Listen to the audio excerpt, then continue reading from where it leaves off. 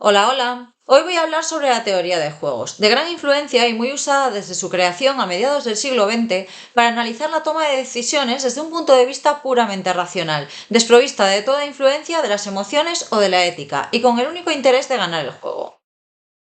Es un área de la matemática aplicada, que se usó inicialmente en economía y luego pasó a otros ámbitos como la sociología, la politología o la psicología. Su creador, si bien con inspiración en el trabajo de alguna otra persona, como suele ocurrir, fue John von Neumann, un brillante matemático húngaro emigrado a Alemania y que posteriormente desarrollaría su carrera en Estados Unidos. Entre otras cosas, participó en el proyecto Manhattan para la creación de la bomba atómica durante la Segunda Guerra Mundial. En relación al tema que nos ocupa, en 1944 publicó junto con Oscar Morgenstern su libro Teoría de juegos y del comportamiento económico. Según von Neumann, que reconoció conflictos similares a los que veían juegos como el ajedrez o los dados en la economía, en la vida cotidiana o en la política, un juego es lo siguiente.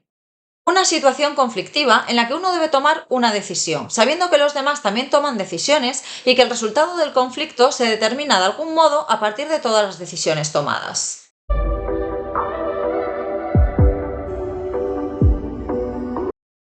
El libro en el que me he basado para este vídeo es El dilema del prisionero, de William Poundstone.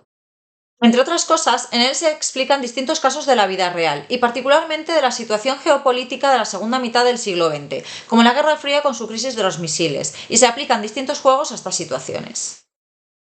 En la teoría de juegos se muestra la toma de las decisiones posibles y sus consecuencias en situaciones en las que hay diferentes intereses o directamente contrapuestos de los diferentes actores, que pueden ser dos o más y tener información perfecta o imperfecta.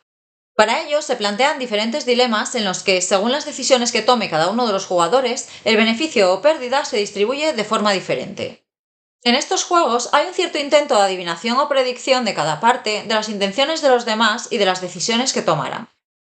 Von Neumann demostró matemáticamente que siempre existe una forma racional de jugar en juegos de dos participantes si sus intereses son completamente opuestos, es decir, que en ese supuesto siempre hay una forma óptima de tomar las decisiones. Los juegos pueden ser de suma cero o de suma distinta de cero. En los de suma cero, las ganancias están fijadas de antemano, de forma que lo que ganan unos jugadores lo pierden otros en la misma medida, y la suma de las ganancias y las pérdidas es cero, como su nombre indica.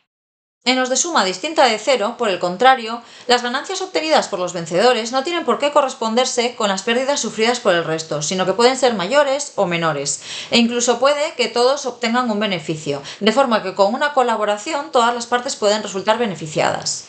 La representación típica de un juego y sus resultados, en el caso de haber dos jugadores, es una matriz con las posibles decisiones tomadas por cada uno de ellos en las filas y columnas, de forma que en sus intersecciones se plasman los resultados obtenidos con cada una de las combinaciones.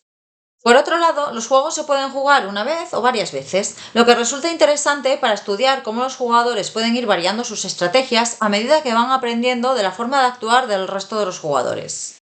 Después de von Neumann, hubo otra persona con una gran relevancia para la teoría de juegos. El matemático estadounidense John Nash, Premio Nobel de Economía en 1994, fue el creador del concepto equilibrio de Nash, que es una situación en la que todos los jugadores han puesto en práctica de forma consciente una estrategia que maximiza sus ganancias individuales dadas las estrategias de los demás, de forma que ninguno de los jugadores tiene incentivos para modificar su estrategia. En esta solución, se asume que cada jugador conoce y ha adoptado su mejor estrategia, y además cada uno de ellos conoce las estrategias del resto de jugadores.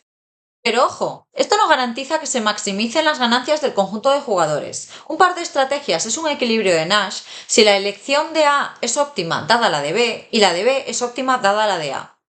Como anécdota, comentaré que la vida de John Nash fue llevada al cine en Una mente maravillosa, película muy recomendable en la que su papel fue interpretado magníficamente por Russell Crowe.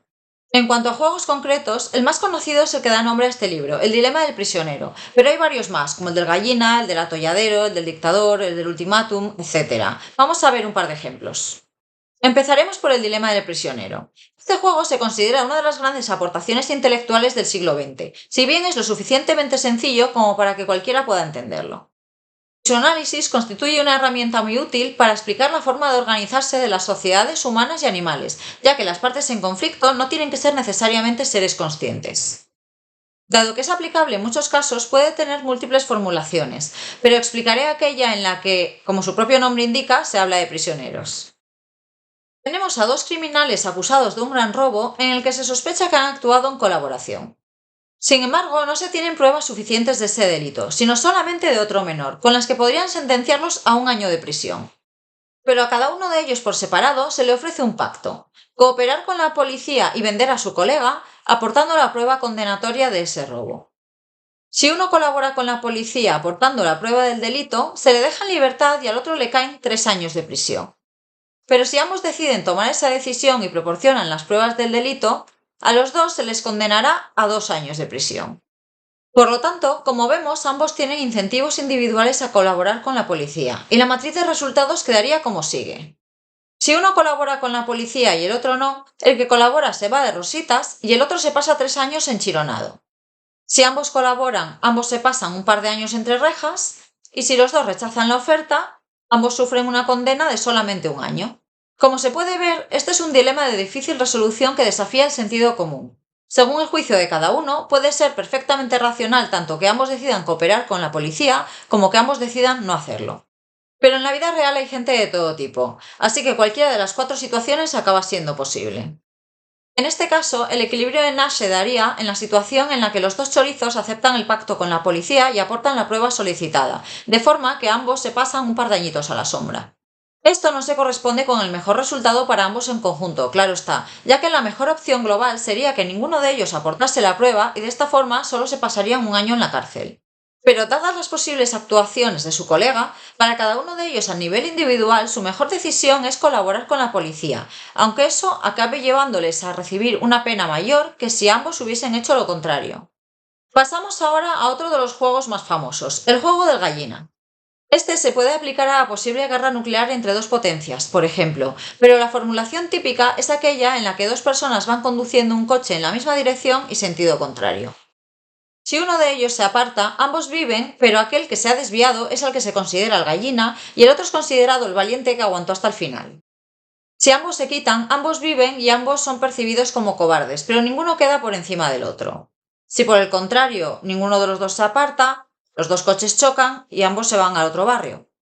En este caso, ambos tienen incentivos a desviarse, ya que la potencial pérdida derivada de no hacerlo es bastante mayor que la potencial ganancia derivada de mantener el rumbo. Pero claro, si tú te desvías y el otro no, hay una pérdida reputacional, por lo que en este caso también tenemos 4 posibles situaciones con sus respectivos resultados. En esta situación, cada uno de ellos debería hacer lo contrario que el otro para que le salga bien el tema, pero como ninguno sabe la decisión del contrario, tenemos un problema. En cuanto al equilibrio de Nash, aquí hay dos, que son los dos casos en los que uno de ellos sigue recto mientras que el otro se desvía. Como comenté antes, hay varios tipos de juegos más, pero con estos dos es suficiente para hacerse una idea del funcionamiento de los juegos y del equilibrio de Nash. Para una información más extensiva sobre la teoría de juegos y sus diferentes tipos, recomiendo leer el libro, que resulta muy enriquecedor de principio a fin y además de explicar este tema, también nos relata episodios muy interesantes de la geopolítica del siglo XX. Pues hasta aquí ha llegado este vídeo. Si te ha gustado ya sabes, dale al botoncito de like y suscríbete. Y nos vemos en la próxima entrega. ¡Chao!